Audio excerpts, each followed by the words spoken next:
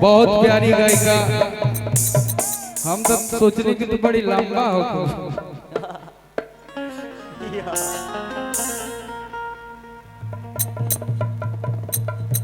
आवाज दीजिए इनके माइक में। हेलो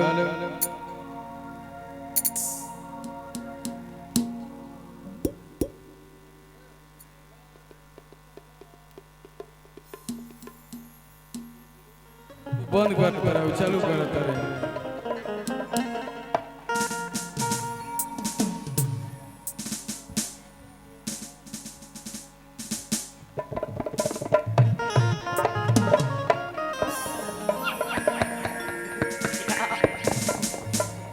हेलो पार्वती जी कालिया। Hello hello hello hello. अच्छा देवघर कौन कौन गए इसमें जरा एक बार हाथ उठा के बताएंगे। Hello hello hello. देवघर तू लोग ना गइला के ब्याह नहीं हुआ है क्या? अच्छा किसका किसका शादी नहीं हुआ है? तनी हाथ उठा के बता। बाप रे सब कुंवारे है का? शादी नहीं हुआ लेकिन ब्याह हो गया। कि जाता नहीं हर Bhola bye bye bye bye bye. ये आपका लाइन है। हां गई ना ये जी गई ना। हां कि जाता नहीं हर Bhola bye bye bye bye bye. ये गाएंगे कि जाता नहीं हर भोला बाय। अब भंगिया खातिर ना करिहा हाय भंगिया खातिर ना करिया हाय।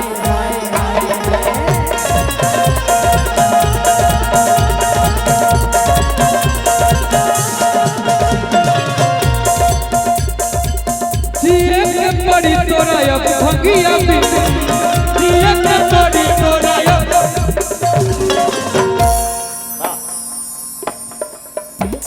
और का तो शंकर जी का काले ये गौरा देव घर में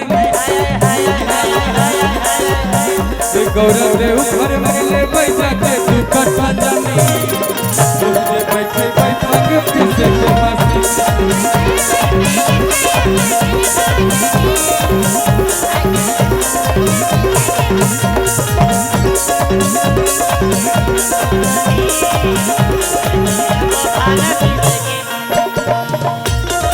ऐसे नहीं होगा। सब डांस करो मैं आ रहा हूँ।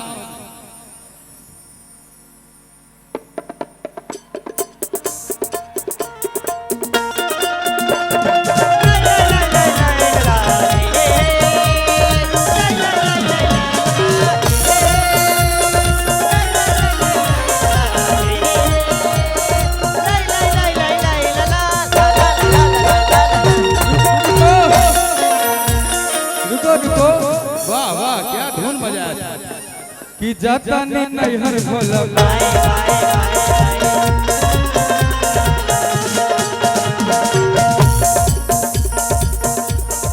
माई बहन लोग से भी मिले थे भाई भाई हमारे लव यू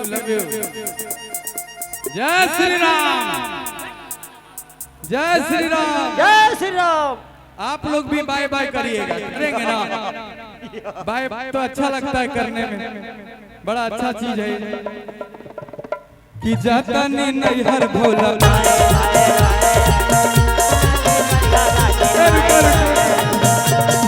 ऐसे नहीं को बाय बाय करना है।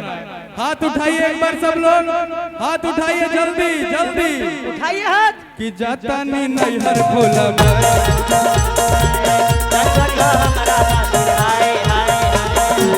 भंगिया खातिर ना करिया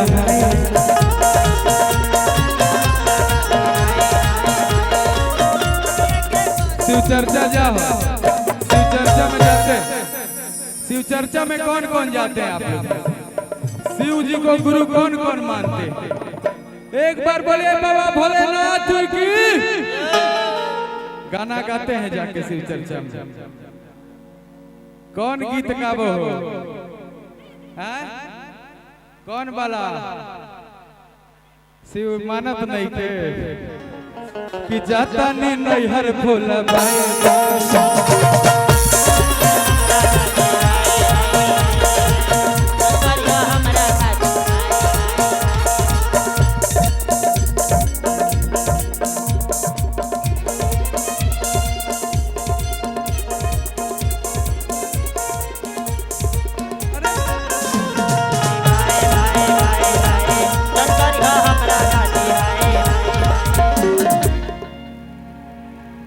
अरे जी के पड़ी तोरा अब हमारा बिन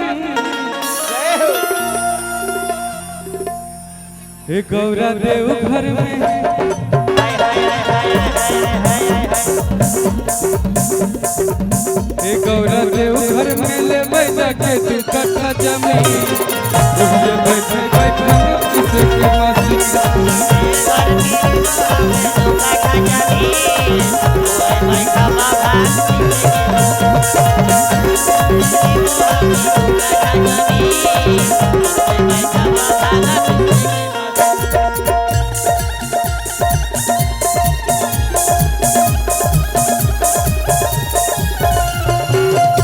बोले बाबा भोलेनाथ की